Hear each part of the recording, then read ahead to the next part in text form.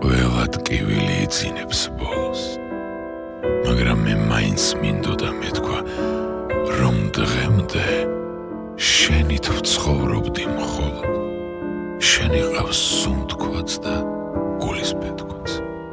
გადიან წლები და ფიქრით დაღლილს, გადაუხდელი მრჩება ვალები და მეკარგება მშობლების სახლი აუტანელი და საყვარელი.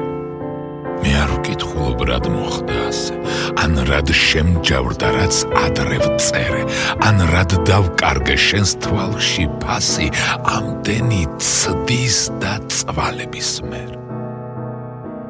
ალბათ ასეა ცხოვრების წესი, მკაცრი სიმართლით პირამდე სავსე და ამ სიმართლით ივსება ლექსიც, რომ ხვალ მეხივით დამატყდეს თავზე, მაგრამ ჯერ უნდა მოვიდეს თოვლი და გადმოჰფინოს თეთრი აფრები და შენი ნაზი სხეულის თრთოლვით ათრთოლდეს თოვლიც და ყველაფერი.